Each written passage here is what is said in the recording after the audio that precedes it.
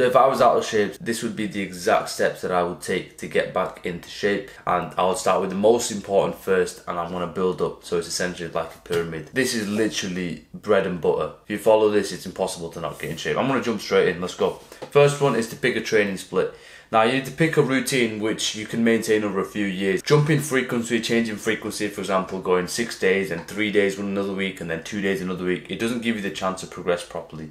You have to be sticking to a program so you can actually progress consistently over a period of time, and it makes it easier for you to track as well. So find something that you can do regularly. If you're in work, if you're, if you've got your own business or if you've got a busy lifestyle, I would recommend 3 or 4 days a week. 4 days would be amazing, and if you can't do that, just do 3. And if you have the opportunity to do 5, whatever, then do it. But I'm only recommending it based off my experience of what it was like when I had an extremely busy lifestyle. But if, for example, 5 days or 6 days is what's going to keep you in the gym, then do that. The best training split, honestly, is the one that's going to keep you consistent. Next thing, before we do any crazy things, is to learn proper form. You want to spend time making sure you're training with good form, because that means you're activating the right muscles. There's no point going to the gym, hitting a 3-hour session or something, then coming back and like, well, I was meant to hit chest today, but my shoulders feel more fatigued than my chest. You got a problem there, bro, because you're going to keep doing that, and then over 2-3 years, all you're going to find is one thing's going to be overdeveloped, other thing's going to be underdeveloped. You're going to have imbalances. And if you do that early on, then you'll find it a lot easier to just progress. And that actually leads on to the next point as well, which is progression. Arguably the most important thing. This is basically week by week, you add intensity for each of your exercises, so you make it harder, forcing your body to adapt. And this is what causes the growth. So examples of progression can be increasing the reps that you do, increasing the weights, decreasing the rest time, maybe add a new exercise. Now, the easiest way to do this and the most simplest way to do it is not by doing all of them together, right? Pick one progression style and apply it to all of your exercises. It makes it a lot easier to track. It makes it a lot easier to, next up, to go above onto the pyramid is nutrition. Now, I'd say there's 2 levels when it comes to nutrition. And the first level is just making healthier food choices. And I'll be honest, if you just want to get healthier, get fitter, this is perfectly good enough. Just when I say make healthy food choices, just cut out the highly sugar foods, start switching to more whole foods and eating whole meats like, beef, chicken, eggs, whey protein. Stick to the stuff that you know are going to be digested well by your body, and avoid like the frozen foods. Avoid, the things that you just know you shouldn't be buying and eating on a day-to-day basis. You know what Diablo's like, that guy's on. You don't need to go as extreme as him. That's not fucking food. But you just need to go in a sense where like, okay, maybe I shouldn't be eating crisps and chocolates and snacks. Let me just switch that over to maybe wholemeal bread with peanut butter and some honey. You get me? So it's just being smart with it. And that's level 1, making healthy food choices. And this is easy because you don't need to track anything. You don't need to spend too much time on it. You're just making conscious decisions to eat healthier. The second level, level 2, is when you track your macros, or you set up a meal plan which is literally lined up with your goal that you have, which is for either muscle gain, so building strength and size, or fat loss, usually just to shred off the fat.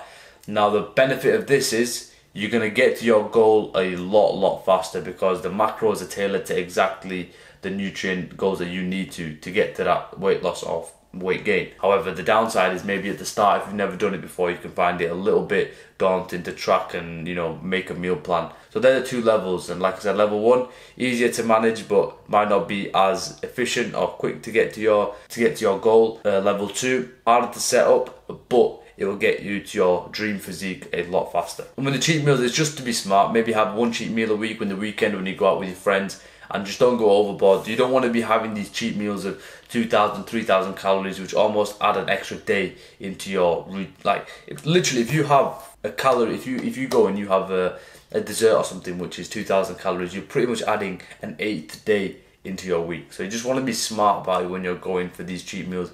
You don't want to go so far that you set yourself back, because that's not the goal. Have it so you crave your sweet tooth or something, but just be smart about where your limits are. You don't want to be gorging into something just to set yourself back for no reason. And the next I would recommend is to start to build a routine with everything that I've given you. You want to start to systemize it, and this is literally the pinnacle. If you imagine a pyramid, right? This is the top. Once you can start systemizing this process, this is where you're going to start making real progress, because it starts to become automatic. So there's less mental effort. You can use that mental effort now to focus on your work and excel in your career. If you want to smash out a business, you can use it on a side hustle. The people that keep having to think about what I'm going to eat next, what am I going to train tomorrow, what am I going to do this, that, this. They're the people that find it hard to progress in multiple things because they're constantly having to think about it. If you've got a plan set up in terms of what you're going to train, what days you're going to train, what times you're going to train, what you're going to eat, and what times you're going to eat, when you're going to go to bed, then your fitness and your health is pretty much taken care of because you don't need to think about what you're going to do. It's literally like getting a train. Like if you buy a train ticket, you know you can sit there, you can open up your laptop and you can literally do work while you go from Manchester to London, right?